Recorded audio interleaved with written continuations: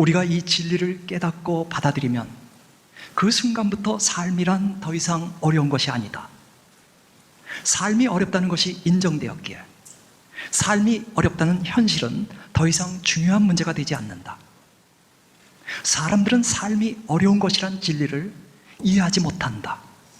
그래서 끊임없이 삶에 대하여 신음한다. 자신들이 갖고 있는 문제에 대해서 신음하고 자신들이 지고 있는 짐에 대해서 신음한다. 마치 삶이란 쉬워야 하는데 그렇지 않게 신음하는 꼴이다. 그들의 신음소리 뒤에는 비현실적인 믿음이 들어가 있다. 자기만큼은 결코 어려움을 겪어서는 안 된다는 것이다. 부당하게 어려움이 주어졌다는 믿음이다. 그렇지 않다. 삶이란 문제들의 연속이다. 우리는 삶의 문제들 앞에서 계속해서 신음하며 살기를 원하는가? 아니면 그분과 함께 힘차게 앞으로 나아가길 원하는가? 가톨릭의 정신의학자이셔요. 어떤 사람이 온몸에 화상을 입었습니다. 90%의 화상을 입고 의학적으로는 죽을 거라고 얘기했지만 살아난 사람이죠. 근데 이 사람이 고통을 인생의 선물이라고 얘기한다면요. 저기 저렇게 쓰고 있어요. 내가 겪은 화재는 슬프거나 나쁜 일이 아니라 일종의 선물이었다. 좀 전에 펄벅도 선물이란 말을 했습니다. 일단 진실을 받아들인 사람은 그 고통을 선물로 또 얘기하고 있습니다. 누구든지 자기 십자가를 안고서 내 뒤를 따라오지 않는 자는 내 제자가 될 수 없다 했습니다. 여기서 이제 십자가를 고통으로 바꿔도 괜찮습니다. 그런데 우리가 알고 있는 예수님의 말씀은 십자가를 지고서이거든요. 그런데 정말 어떤 번역이 맞는가는 굉장히 중요하겠죠. 이 안고서라는 단어 바스타제인입니다. 그래서 그리스 사전에 보면 바스타제인이라는 단어는 귀중한 것을 품다, 귀중한 것을 안다, 귀중한 것을 나르다. 그러니까 전제가 뭐냐면 소중한 겁니다. 그래서 저는 안고 가다로 번역을 했습니다. 근데 성경에 보면 증거가 나옵니다. 성모님께서 이제 아들을 훌륭히 잘 키웠잖아요. 그 어떤 여인이 성모님을 칭송하면서 저런 식으로 표현하죠. 선생님을 배웠던 모태, 그러니까 선생님을 품었던 모태. 여기서 단어가 바스타제인이에요.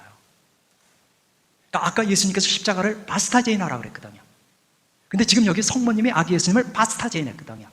그러니까 바스타제인이라는 단어는 소중한 것을 품다라는 거거든요. 그러니까 우리가 물론 지게를 지다고 하지 지게를 안다고 하지는 않을 거예요. 하지만 적어도 이 말씀만큼은 저는 그렇게 항상 들려줍니다. 매일같이 나의 십자가를 안고서. 이 단어가 힘을 갖고 있거든요. 지고서라고 하면 굉장히 수동적이에요. 억지로거든요. 할 수 없이. 근데 안고서 하면 굉장히 적극적이거든요. 정말 우리가 적극적으로 안게 되면 정말 천근의 짐을 나른다고 하더라도 우리가 힘을 내서 그걸 들을 수 있어요. 하지만 억지로 지게 되면 한 근밖에 안 되는 짐이라 하더라도 우리는 한 발짝도 나가기가 쉽지 않아요. 그래서 저는 이 부분만큼은 좀 성경 말씀이 그분이 우리에게 했던 명령은 매일같이 십자가를 안고서다. 그러니까 적극적으로 품는 거죠. 준주성범에 나옵니다. 당신이 즐겁게 십자가를 안고 간다면 그 십자가는 당신을 원하는 목적지까지 데려다 줄 것이다. 비록 이 땅에는 없다 하더라도 고통이 끝나는 그곳으로 말이다. 당신이 마지못해 십자가를 진다면 당신은 스스로에게 새로운 짐을 지우는 것이며 그 짐은 점점 더 무거워질 것이다. 그렇다고 해서 당신이 그 짐을 지지 않을 수 없다. 당신이 하나의 십자가를 내팽겨 친다면 의심할 여지 없이 다른 십자가, 더 무거운 십자가를 지게 될 것이다. 어떤 인간도 피하지 못한 것을 당신은 피할 수 있다고 생각하는가? 세상에서 십자가와 고난을 겪지 않은 사람이 있었는가? 그래서 안고 가라는 겁니다. 안고. 제가 밑줄을 좀 그어놨죠. 첫 번째 줄에. 우리가 십자가를 안게 되면 어느 순간부터 이 십자가가 우리를 오히려 데리고 가요. 가끔 살다 보면 감당할 수 없는 고통을 기쁘게 지내는 분을 볼 수 있어요. 그런 분들은 자신이 고통을 겪고 있다는 것도 의식을 못해요. 안는 그 순간부터 이제 벌써 그 고통이 그분을 안고 가다 보니까 의식도 잘 못해요. 지금 그 얘기를 하는 겁니다. 항상 첫 번째 발자국이 중요한 것 같습니다. 우리가 진실을 받아들이기로 작정한다는 것.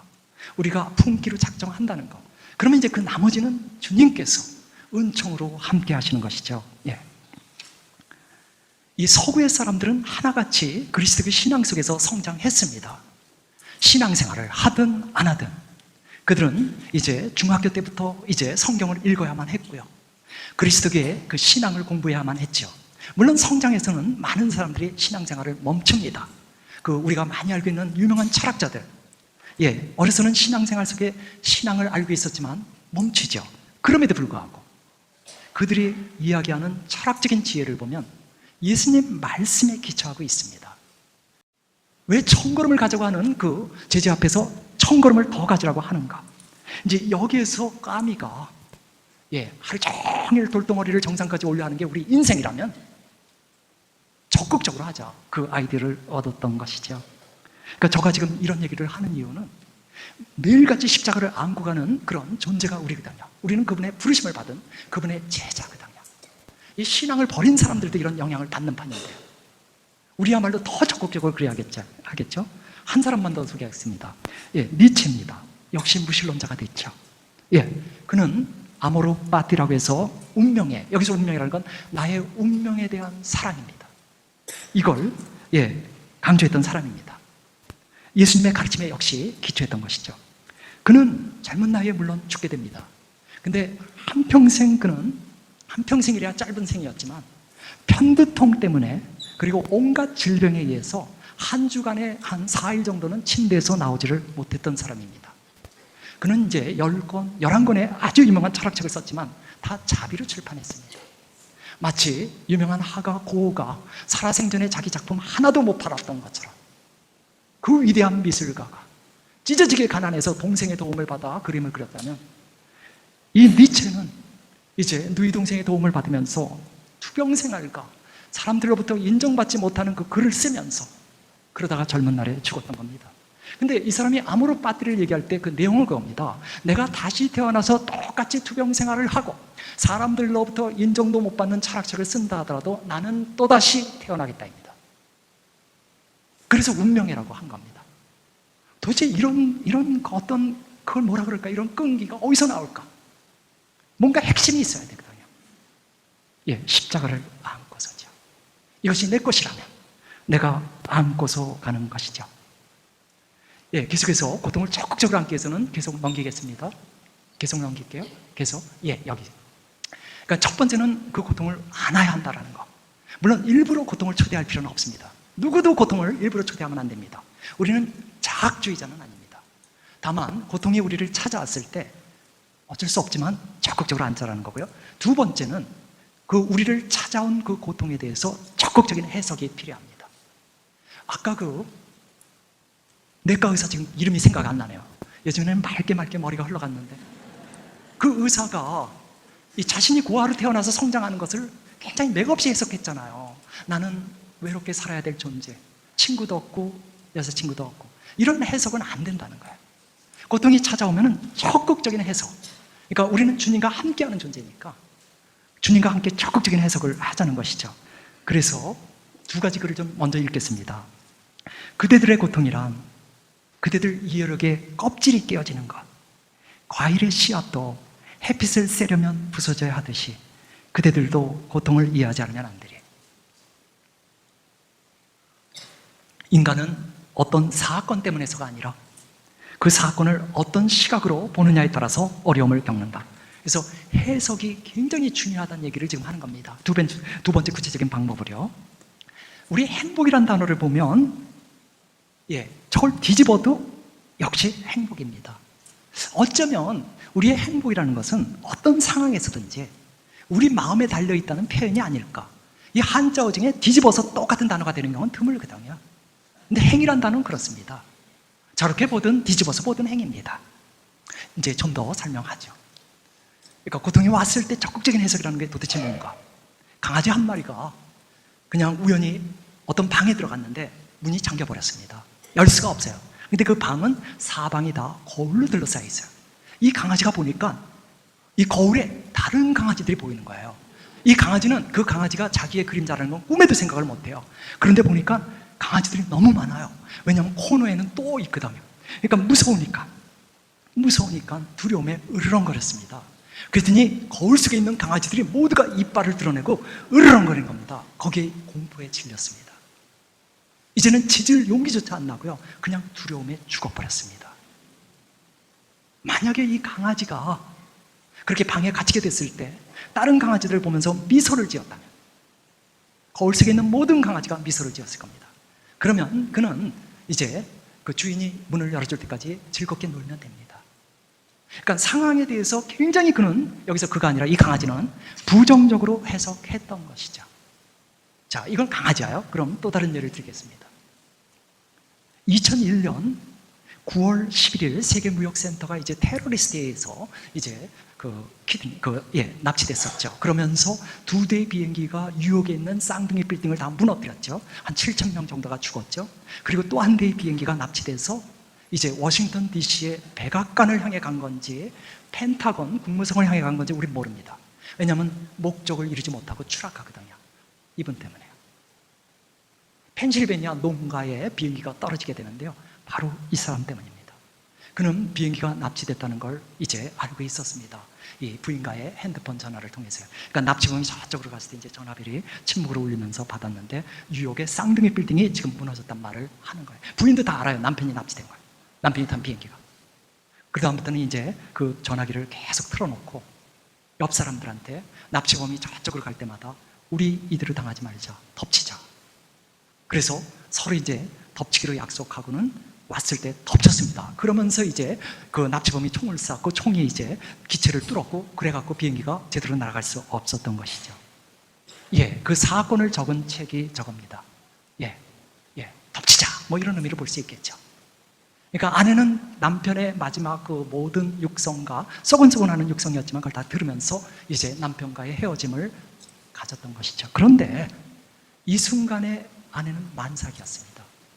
세 번째 아기가 기다리고 있습니다. 저기 보면 이제 두 아기와 이제 그 타드 비머인데요, 타드가 이렇게 산책하는 사진이 있는데 세 번째 아기가 또 기다리고 있었죠.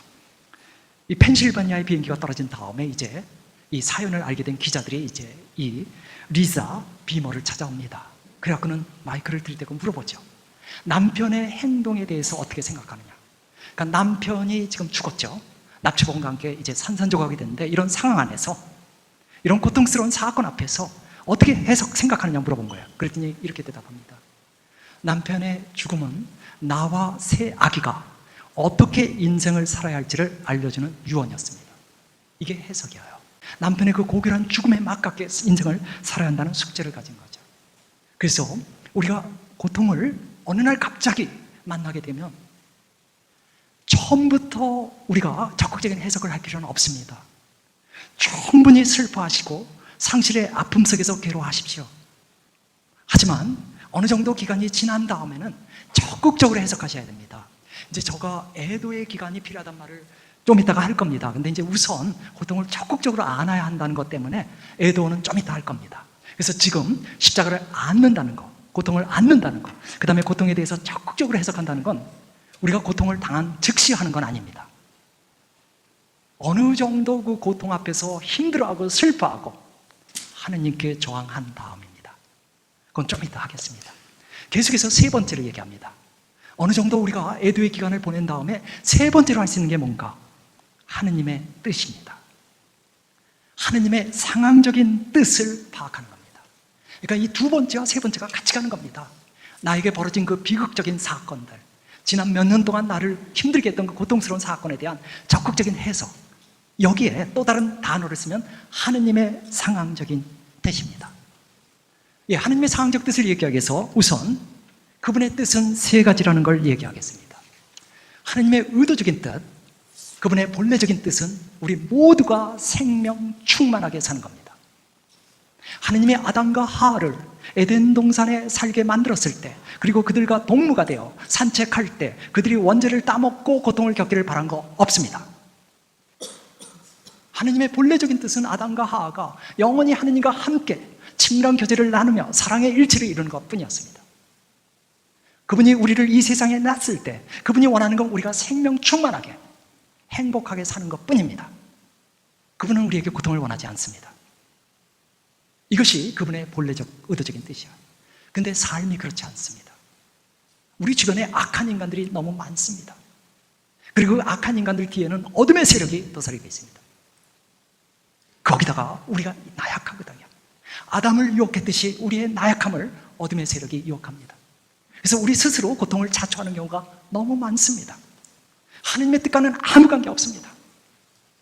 세상의 죄악과 나의 약함, 그리고 어둠의 세력의 유혹 속에서 우리가 고통을 겪습니다. 사실 우리가 겪어야 될 고통은 생로병사에서 오는 그런 자잘한 고통뿐이어야 합니다. 어쩔 수 없는 것이죠. 나이가 들어가면서 관절염, 류마티스 이런 식의 고통을 겪는 건 어쩔 수 없어요. 왜냐하면 천국 가야 하니까. 영원히 살 수는 없잖아요. 그냥 아니라 생명 충만하게. 그게 바로 상황적인 뜻이에요.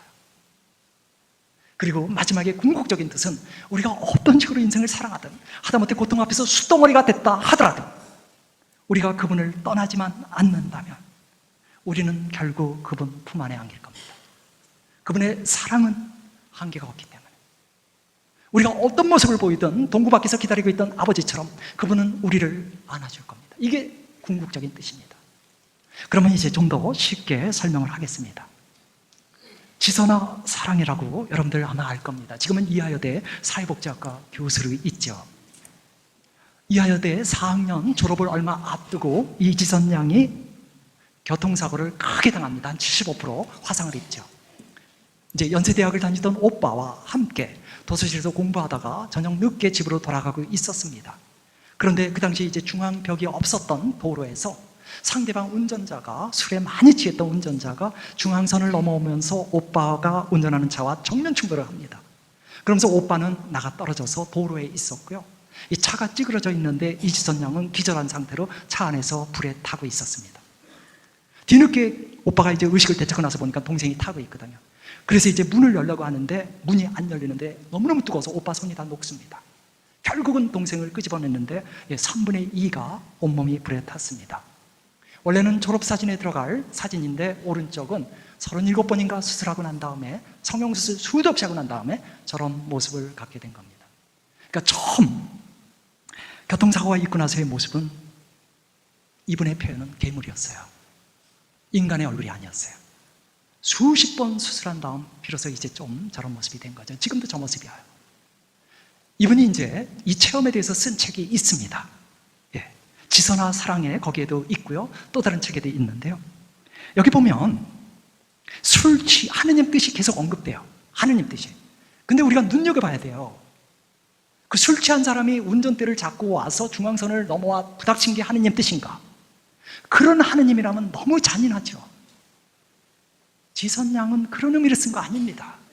이렇게 얼굴이 몰골이 엉망이 된 상태에서도 하느님이 내가 어떻게 살기를 원하는가? 하느님 때문에 어떻게 살기를 원하는가? 그 뜻입니다.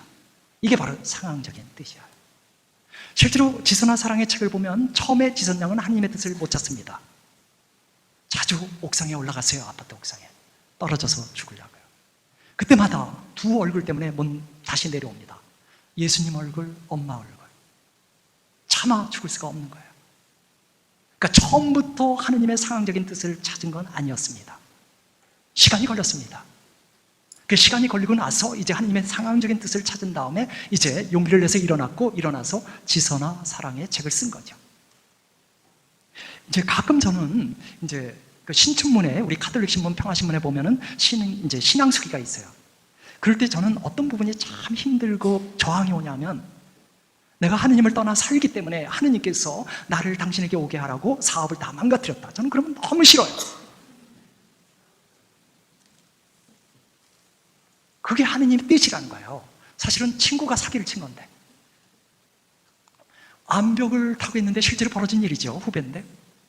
인수봉을 굉장히 수도 없이 탔던 친구가 이 안전보호대 그 줄 없이 타다가 떨어져가지고 갈비가 다 떨어졌습니다. 근데 하느님 뜻이래요. 그게 무슨 하느님 뜻이에요? 인간의 경솔함이지. 사고가 생긴 것 뿐인데. 다만 하느님은 그럼에도 불구하고 일어나서 나가기를 원하는데. 그러니까 그럼에도 불구하고 일어나서 그게 상황적인 뜻입니다. 계속 볼까요? 희망 노트라고 있습니다. 조니 에릭슨 타다가 쓴 글인데요. 이 승마, 하이킹, 테니스, 수영, 만능 운동선수예요. 근데 고3 때 바닷가에서 다이빙을 하는데 다이빙의 도사죠. 불행하게도 그 바다 밑에 바위가 있었어요. 다이빙을 했는데 닿는 순간 이게 바위랑 부닥치면서 목 아래가 전신 마비자가 됩니다. 친구들은 이제 좋은 대학에 가겠다고 원서를 쓰는데 병원에 입원해서 꼼짝할 수 없는 상태에서 투병 생활을 하게 됩니다. 친구들이 놀러 오면 항상 했던 부탁은 뭐냐면 제발 나 좀 창문 열고 떨어뜨려 달라는 거예요. 스스로는 움직이지 못하니까, 자살하고 싶은데 안 되니까, 그 높은 층에 병실에 있었는데 떨어지면 이제 죽을 수 있으니까 친구들이 들어줄 리가 없죠. 그렇게 3년을 보냅니다. 그때까지만 해도 왜 나한테 이런 일이? 왜 나한테 이런 일이? 그 질문만 했습니다. 하느님이 너무 원망스럽죠. 왜냐하면 열심한 신자니까. 근데 이제 3년이 지나면서 어떻게라는 질문을 던지기 시작해요. 이 조니가. 이제부터 어떻게 살기를 원합니까? 받아들인 거죠. 그러니까 애도의 기간 3년이 지나면서 받아들인 거죠. 얼굴 모습 보십시오. 얼마나 평화로운지. 예, 받아들인 다음에 모습이 있죠. 계속해서 또 다른 인물을 소개합니다. 종교학자, 교수님인데요. 고통은 하느님의 뜻은 아니지만 동시에 하느님의 뜻이다. 언뜻 모순되는 말을 하고 있어요. 그리고 이 자리에 고통스러운 분이 있다면 화가 날 거예요. 이거 뭐 말장난하는 거야 뭐야. 고통은 하느님의 뜻이 아니라 그래놓고는 또 하느님의 뜻이고 화가 날 수 있는데요. 이분이 말장난할 처지가 아닙니다. 이분이 이 말을 어디서 하냐면 커다란 비극을 겪고 나서 한 말입니다. 그가 어머니와 아내와 막내딸을 교통사고로 잃습니다. 그가 이제 밴을 타고 봉고차를 타고 토요일 날이면 인디언 보호구역에 봉사를 하러 가요. 그날도 이제 봉사를 마치고 돌아오고 있었는데 정면 충돌 사고가 일어나는데 상대방은 인디언이었어요. 술에 잔뜩 취해 있던. 그 충돌과 함께 모든 가족이 다 중상을 입는데 세 여성은 떠나요.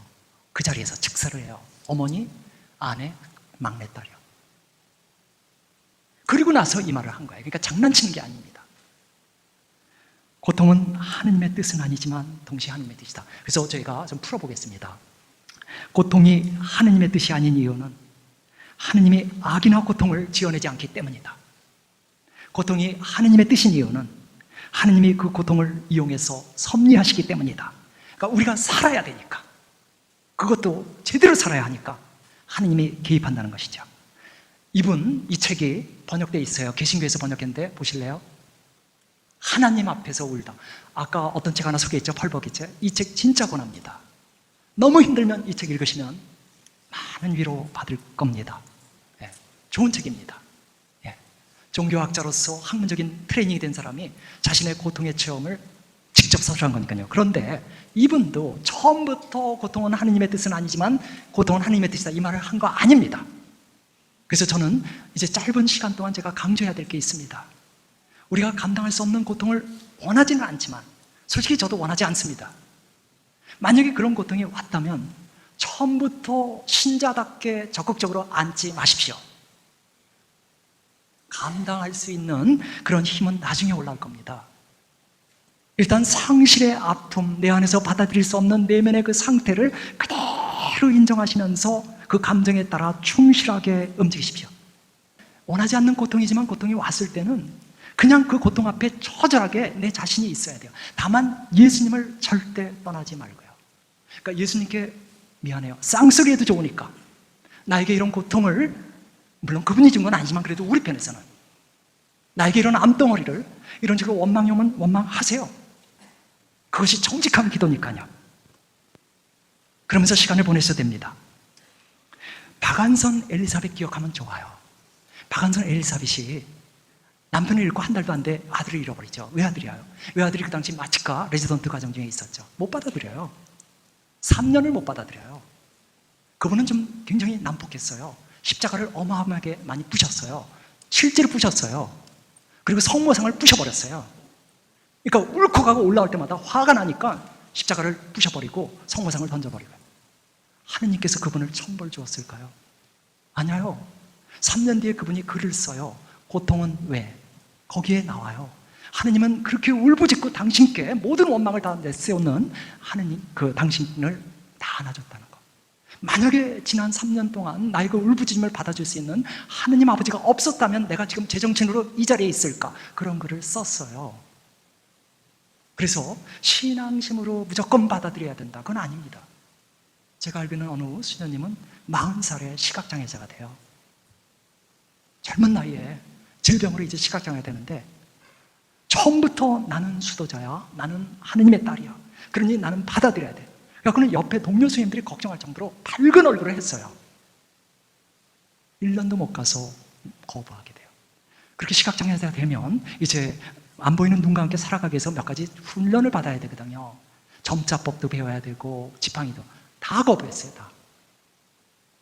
그러니까 이 안에 있는 그 억눌린 감정이 폭발을 하게 돼버리면 제대로 하느님의 뜻을 받아들일 수가 없어요. 십자가를 안아갈 수가 없어요. 그렇기 때문에 정말 제가 강조하고 싶은 것은 애도의 시간은 꼭 필요하다. 오늘 제가 아까부터 이런 강의를 했다고 해서 나는 이제부터 적극적으로, 그건 정말 아니다. 다만 한 가지만 부탁합니다. 그분을 떠나면 안 됩니다. 그분에게 욕설을 퍼부어도 그분을 떠나서는 안 돼요. 그렇게 되면 어느 순간부터 그분이 섭리하시는 게 느껴질 겁니다. 그럼 어느 순간부터 왜? 라는 질문은 사라지게 됩니다. 그리고 이제부터 어떻게 살 것인가가 올라오게 됩니다. 누구든지 자기 십자가를 안고서 내 뒤를 따라오지 않는 자는 내 제자가 될 수 없다 했습니다. 여기서 이제 십자가를 고통으로 바꿔도 괜찮습니다. 예. 그런데 우리가 알고 있는 예수님의 말씀은 십자가를 지고서이거든요. 그런데 정말 어떤 번역이 맞는가는 굉장히 중요하겠죠. 이 안고서라는 단어 바스타제인입니다. 그래서 그리스 사전에 보면 바스타제인이라는 단어는 귀중한 것을 품다, 귀중한 것을 안다, 귀중한 것을 나르다. 그러니까 전제가 뭐냐면 소중한 겁니다. 그래서 저는 안고 가다로 번역을 했습니다. 근데 성경에 보면 증거가 나옵니다. 성모님께서 이제 아들을 훌륭히 잘 키웠잖아요. 그 어떤 여인이 성모님을 칭송하면서 저런 식으로 표현하죠. 선생님을 배웠던 모태, 그러니까 선생님을 품었던 모태. 여기서 단어가 바스타제인이에요. 그러니까 아까 예수님께서 십자가를 바스타제인하라고 그랬거든요. 근데 지금 여기 성모님이 아기 예수님을 바스타제인 했거든요. 그러니까 바스타제인이라는 단어는 소중한 것을 품다라는 거거든요. 그러니까 우리가 물론 지게를 질다고 하지 지게를 안다고 하지는 않을 거예요. 하지만 적어도 요 말씀만큼은 저는 그렇게 항상 들려줍니다. 매일같이 나의 십자가를 안고서. 이 단어가 힘을 갖고 있거든요. 지고서라고 하면 굉장히 수동적이에요. 억지로거든요. 할 수 없이. 근데 안고서 하면 굉장히 적극적이거든요. 정말 우리가 적극적으로 안게 되면 정말 천근의 짐을 나른다고 하더라도 우리가 힘을 내서 그걸 들을 수 있어요. 하지만 억지로 지게 되면 한 근밖에 안 되는 짐이라 하더라도 우리는 한 발짝도 나가기가 쉽지 않아요. 그래서 저는 이 부분만큼은 좀 성경 말씀이 그분이 우리에게 했던 명령은 매일같이 십자가를 안고서다. 그러니까 적극적으로 품는 거죠. 예, 준주성범에 나옵니다. 당신이 즐겁게 십자가를 안고 간다면 그 십자가는 당신을 원하는 목적지까지 데려다 줄 것이다. 비록 이 땅에는 없다 하더라도 고통이 끝나는 그곳으로 말이다. 당신이 마지못해 십자가를 진다면 당신은 스스로에게 새로운 짐을 지우는 것이며 그 짐은 점점 더 무거워질 것이다. 그렇다고 해서 당신이 그 짐을 지지 않을 수 없다. 당신이 하나의 십자가를 내팽겨 친다면 의심할 여지 없이 다른 십자가, 더 무거운 십자가를 지게 될 것이다. 어떤 인간도 피하지 못한 것을 당신은 피할 수 있다고 생각하는가? 세상에서 십자가와 고난을 겪지 않은 사람이 있었는가? 그래서 안고 가라는 겁니다. 안고. 제가 밑줄을 좀 그어놨죠. 첫 번째 줄에. 우리가 십자가를 안게 되면 어느 순간부터 이 십자가가 우리를 오히려 데리고 가요. 그래서 누구든지 자기 십자가를 안고서 내 뒤를 따라오지 않는 자는 내 제자가 될 수 없다 했습니다. 영광이 성부와 성자와 성령께 성부와 성자와 성령의 이름으로 아멘.